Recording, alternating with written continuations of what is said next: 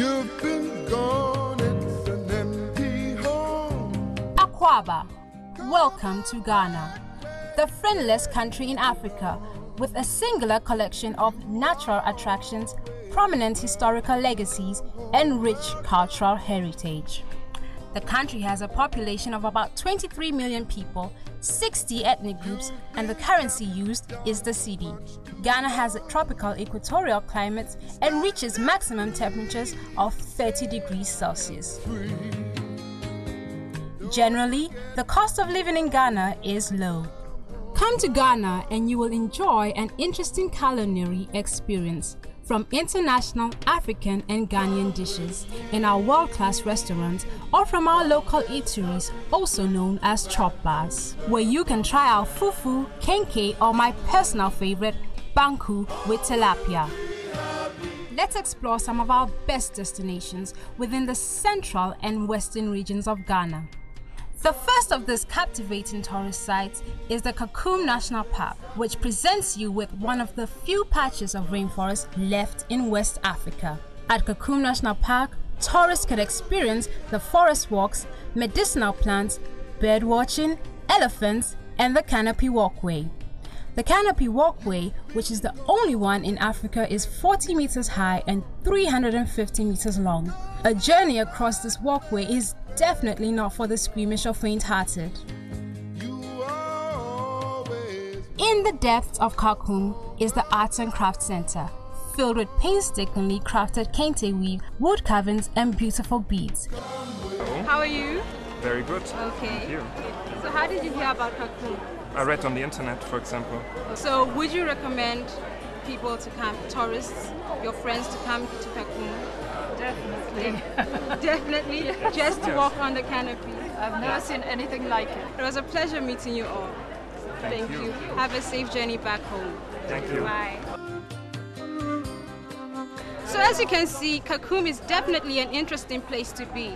As you saw from the people I interviewed from all over the world, they said Kakum is definitely the destination to come to. Join me as I discover our next site.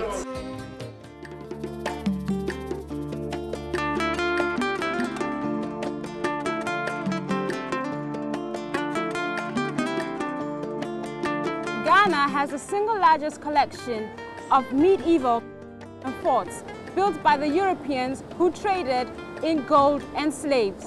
Wondering where I am? Well, I am at the very historic site of Elmina Castle, located in the very important fishing community of Elmina.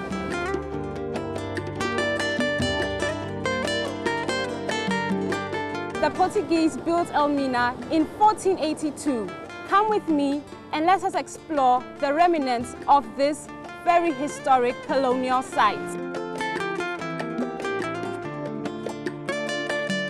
Please, you are welcome to St. George's Castle. I'm Francis, your guide. Elmina Castle is the oldest castle and the largest castle in terms of slave trade in the whole world. The Portuguese were much interested in gold, and the rates at which the locals here were giving out gold to the Portuguese at that time gave the Portuguese an idea that this town could be in abundance of gold. So the Portuguese called this town Elmina, which means mine, gold mines.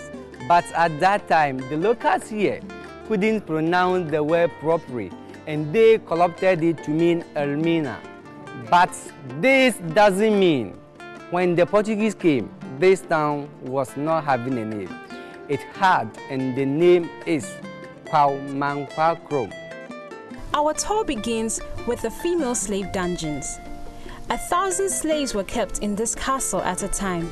The rooms here were used to house 400 female slaves who were subjected to harsh treatment such as starvation, rape, overcrowding, and restriction, which forced them to ease themselves at the place they slept. These shackles here were used to bind the slaves. This is the point where the slaves entered the ships to be sent to the Americas and the Caribbean.